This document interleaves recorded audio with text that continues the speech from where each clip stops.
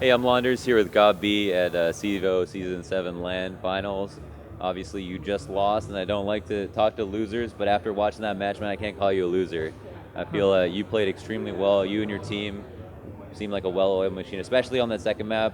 But let's start with the first one. You played Overpass. You couldn't really get a good hold on the game. Did you feel confident on T side, or were you looking forward to CT?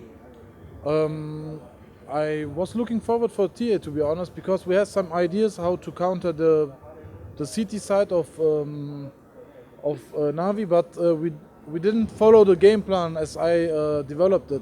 So we did some mistakes, and they're like really balanced team. They're like aggressive on this side and then baiting to the op on the other side. It's like not easy to call against them or to outplay them.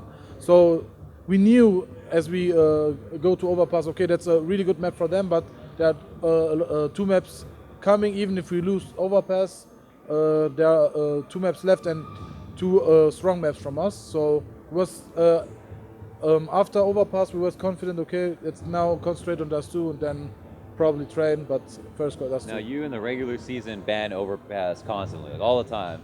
But in the you're like positive record on the map, and in the couple times I've seen you play it, you seem like you like it a lot. But is it a matter of being uncomfortable? Like, do you just like put that aside and focus on other maps, or?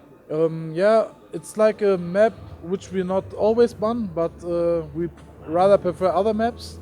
Um, we worked a lot of our Mirage game, so I hoped that now we probably pick Mirage. But after the not so good result yesterday, where they picked also Mirage, I was like, okay, they're 100% going to pick Overpass.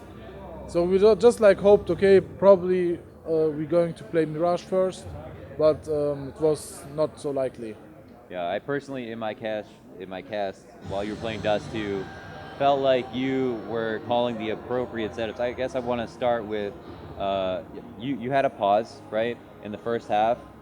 You guys looked very starting to get very disorganized. You had the right strategies, you're picking the right sites when it was 2-on-2 to go A. But then when you would get up to the site, you wouldn't trade properly or get the bomb down. You took the pause, came back, and then you went cat 3 times in a row. Did you know Navi weren't going to play cat? Uh, Not no, but to be honest, it's like we had a plan, as you said, and I think tactically wise it was correct, but we didn't execute it so as I called it. I said, okay, let's in the first equip round we're doing like a B split, so they focus more on B and B splits. Yeah, you So we said do, two to yeah, commit the fake, right? yes, and I don't know how they died because there was like double smoke. So Zeus was on the double stack in CT. yeah, Took and over the smoke. the funny thing is, I said in the first equip round they're going to boost there, Ah. and my mates didn't remember or sometimes like going down or they forgetting it. So I said the first guy faking, the second guy aiming up because one thing on this position is the funny thing is you if you are the T and watching there, you see him before the CT can see you. Right. So of course no one aimed there, right? Yeah. But I said okay, we do the double smoke because if he's on the other side, he was smoked Yeah, you off. threw a second smoke in CT. Yes. I was wondering. I thought that the smoke was going to land on the box or something. Yeah, it should be landing on the box. No, it landed yeah, in it the same failed spot, probably, yeah. but it should land on the box. So if he's there, he's probably smoked off. So if he's on the boost, I know they want to counter our B split. That's why we faked it. Yeah.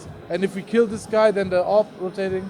The plan was like this, and then after that, okay, we knew they are weak on long, and then we pressuring long, and we took a lot of times long, but.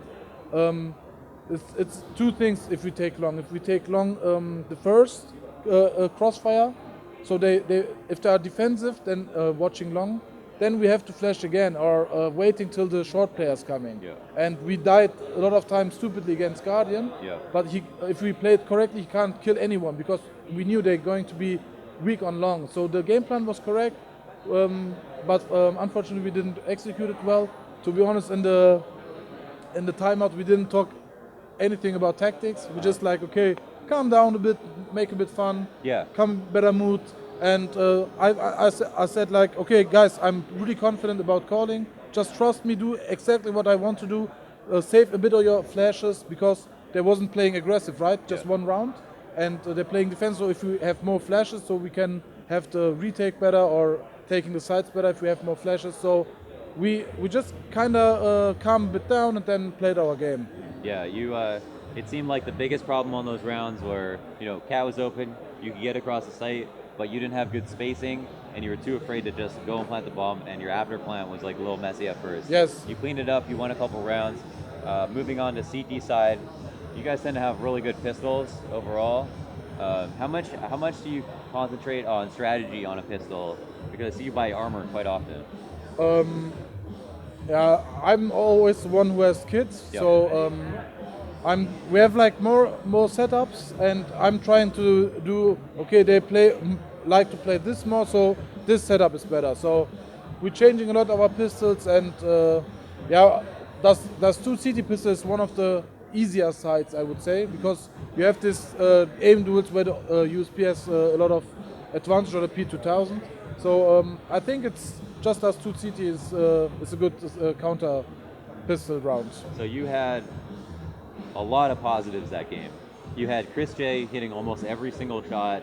Even with his scout, he tagged pretty much everyone he looked at. You had Nex, who turned up a little bit late, right? Even when he got that first ace that brought him to 11 frags, he was still under the next highest person at 12. And then he started to warm up. Do you think that was part of it, just him starting to warm up a little bit late? I know you rely on him as a rifler, Chris J as an opper, and as long as your calls are on point. To be honest, if we want to win against one of the best teams in the world, which I think Navi is, we need Chris and we need Nex. Yeah. That's for sure. So we had a good CT half because they didn't attack so much on B. So Nex couldn't do so much on this side, and if they came A, then Chris did a really good job. So I was concentrating on rotating, and this round where they came, where he did the ace, we were out of position. They outplayed us in this round. Yes. I have to say. They found the weak point. Yeah, they found the weak spot, and yeah, after he did this ace, he was a bit pumped up and more, I think, more confident. And if Next confidence is really dangerous. Yeah. So what was the third map that you would have gone to? Train. We were really confident on Train. Really confident on Train? Really confident. We have some good stuff there. I'm looking forward to play it in the next few weeks. Yeah. Yeah, and we also knew how to counter Navi on this map.